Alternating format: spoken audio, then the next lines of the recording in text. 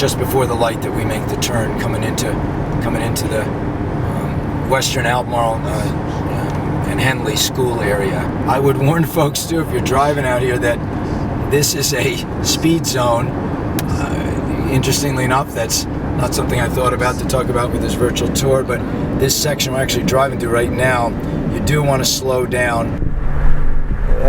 Dick Woods Road is a very, very popular destination for runners of all ages, actually. It started as a place for the Western Albemarle cross-country team and track team years ago. Used it as a means for training for their runs. The reason it appealed to them is because of the soft surface nature of the course. One of the reasons I wanted to use this for a virtual running tour to share with folks is that it is absolutely, without a doubt, one of the more beautiful runs you can take.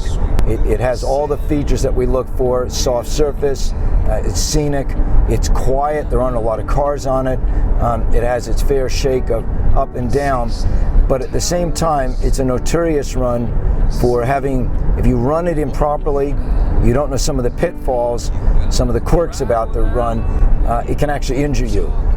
We use this run every summer for the Charlottesville Track Club's marathon, half marathon training program. It's used by the UVA team quite often, their distance runners. It's used by the high school kids still. It's used by university students as a place a destination to drive to and enjoy. And then of course it's used a lot by community folks, particularly people that live in the western part of the county. So it's the intersection of 250, 240, and 635. We're going to make a left-hand turn onto 635. We call it the Miller School Road. I think it might actually be because the famous Miller School is down here. That is a beautiful spot that Miller School is located in. They have a wonderful campus, and of course it's a site of a couple of movies were filmed there, Major Payne and Toy Soldiers. I suspect they're considered cult classics to some people, but somewhat forgettable films, but beautiful location. It's a little bit confusing here sometimes for people with directions, because Dick Woods Road is one of those notorious county of Albemarle roads that changes direction and continues on with its name. It reaches a major intersection of a road, in this case Miller School Road. So you can see behind me, this is Miller School Road. It has Dick Woods Road going straight down there also, and then Dick Woods Road going up to my left. Mistake number one made on some of these county roads, these long runs, these marathon training, half marathon training runs, Ridge Road's a perfect example also, is starting out too hard. And that's a loose term, and it's misinterpreted, it's misused, painfully so, and you can get punished very quickly in your run if you were to start a run like Dick Woods too quickly. And what does too quickly mean? Just faster than any pace you can handle over the long run. You always want to warm up at a slower pace, make your first mile or two of a long run your slowest, but in this case you have to slow it down even more because of this behind me. And then this is just a sneak preview here, this shot that we have. This is one heck of a long and steep uphill. It goes pretty much, for the most part, almost 2 miles of most of it uphill for 2 miles. There's a few flat stretches and a few little blips where you get to a little reprieve, but for the most part you're going uphill the whole way. You push this too hard, you work too hard on it, you get to mile into it, and you're a person that normally trains at 9 minutes and you hit it at 9 minutes, you're going to suffer later on the run. Perception of effort, of course, means that how you're perceived. Are you perceiving a pace rather than running that pace? So if I was to be a 9-minute pace runner, I want to feel the effort of 9 minutes, I'm going to run up this hill at about 9:30 to 10 minutes would be my actual time. When I hit the flat section, that's when I hit 9 minutes. And then on the downhill, and we're going to go over some of the downhills, I can run 8 minutes to 8:30 pace because the perceived effort, how much it's taking out of my body is the same. Working our way up the first section of the hill, and And like I wasn't exaggerating about this. I've got the car in second gear, and it's a manual, and it's laboring a little bit, so there's no fooling around with it. It's a natural way to warm up, yes, but again, I cannot reiterate it enough that if you push it too hard, it just, down the road, it's going to be an unpleasant experience. You'll begin to labor, and then of course when you're fatigued, that's when your mechanics get off, and that's what leads to injury. The road, actually, as I'm driving it today, does not look like it's in too bad shape. One of the challenges we have if we've gone through a drought of any sort, and it does tend to be dry in the summertime, is that the road gets very washboardy. It has a lot of ripples in it, and that's okay for a driving, although it gets a little bumpy like what we're feeling now, but it's really bad on your knees. Very, very little vehicle traffic, very little, it's sparsely populated out here. The neighbors tend to be pretty friendly and supportive. One of the nice things we like about it, you're probably noticing this, and was filming here, is that we're going in and out of the shade. And of course, we're filming this at 2 o'clock in the afternoon. It's high sun, so usually earlier in the morning, you obviously have a lot of coverage. This is a perfect example here, about a mile and a half into the run, of this crown in the road causing trouble. I'm on the far right side. I shouldn't be, because my right leg is farther down. It's lower than my left, so I want to get over in the center where I should have been all along.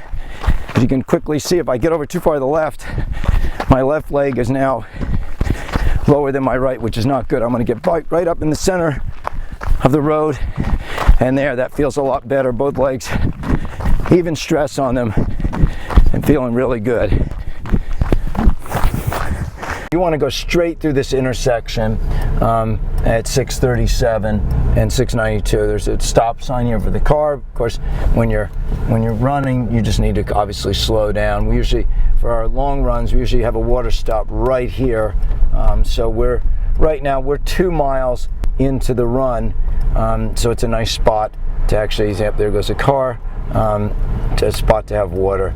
And now we're back. We're not back. We're continuing to run in what we call the wooded area, which again on a sunny day is really nice.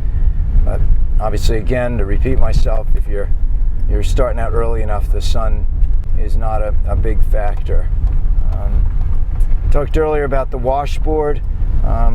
We have found that in several of our gravel road locations around the county that we do, a lot of folks train that when it gets dry and the drought conditions in the summertime, you get a lot of that washboard, and that it's almost like running on ball bearings. It's unstable, and it can, the cumulative effect of it over a long run can be pretty jarring on the knees.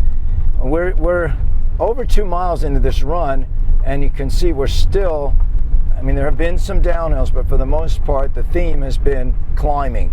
And you can see how narrow the road is in here, so you really, I always encourage folks, and a little tutorial here, to, when you're running in a group and a car's coming, we want to be good neighbors, good citizens. Just go single file.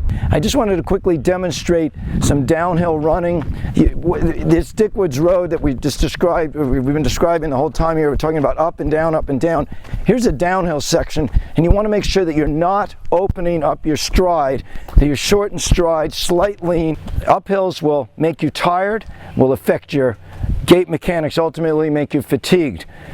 That's one problem. The downhills will pound you. We always tease that running uphill hurts your cardio. Running downhill can actually injure you and get you out of the running game altogether. So this is a nice example here of a long downhill section. Dick Woods is pretty much up and down like I continue to describe. And this is a place, again, on your descents, you want to take it easy, not open it up too bad. All right, we're about 3.5 miles into the run now, and we're breaking out of the woods and into a lot of really wide open pasture land, and some of our beautiful estates in this already beautiful county are out here along this road. And you can see you suddenly now explode out of the woods into a panoramic display of Blue Ridge scenery.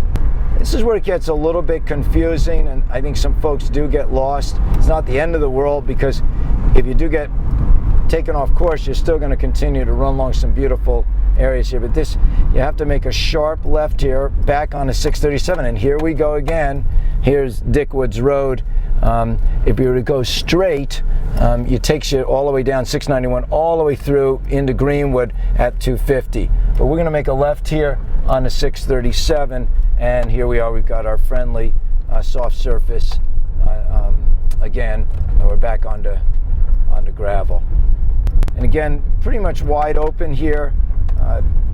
So I would not recommend this run in the summertime starting any later than 6:30. I mean, 7 o'clock tops. If you're out here for a long run, not a great idea if you're going to do a 15 or 20 mile marathon training run, or a 12 to 15 mile half marathon training run. You don't want to get caught out here 9:30, 10 o'clock as the sun comes up over the horizon. We'll turn around at Pea Ridge Farm here.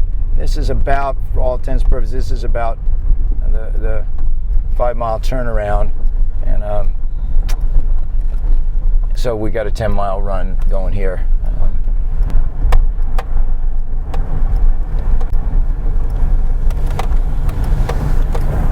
All right.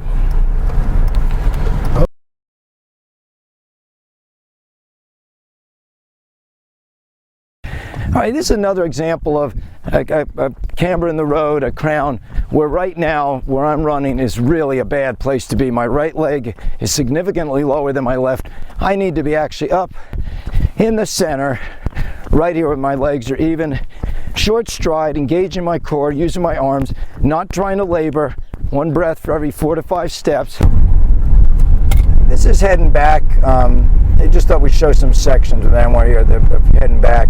That for the most part, going back is much kinder as far as the terrain than going out. It's quite a bit of downhill and flat. Not all, certainly, but it's predominantly. And you can really get rolling. One of the things I wanted to point out again, to reiterate, that you shouldn't open it up on a downhill in a training run. You should save that for the races. That's pretty much bad for your knees. The goal is to get to the starting line of any long distance race uninjured. You don't want to be injured heading into an event, and there's no quicker way to get injured than to run your downhills too quickly. So there's a tendency again with Dick Woods to want to fly back, and it's one of the things I wanted to talk about here, and we'll ultimately give you a shot of the final descent there, on where many people make the mistake of accelerating all the way back to the parking lot, and big mistake. Here we are back at 692, which ultimately brings you down into the Greenwood area. If you run this course properly, meaning take it nice and slow going out. Notice I didn't say easy. I like to use the word slow, because sometimes people say, oh, it felt easy, but they're actually running fast at the beginning. So you take it out slow, that you're rewarded by, on this coming back, you can actually enjoy the benefit, and it's a luxury of, there's a nice shot of how long some of these downhills are. And just think, that was, when we're going out, this was all climbing uphill. All right, this is the last section of the road. I wanted to give you the virtual tour of Dick Woods. This is one of the main culprits for getting people hurt on this beautiful run, and it's just pounding down, and I mean really opening up your stride length and leaning hard into this last section of road. You're feeling your oats towards the end of the run, wanting to make up for time, whatever your thought process is. It really does pay to hold back a little bit.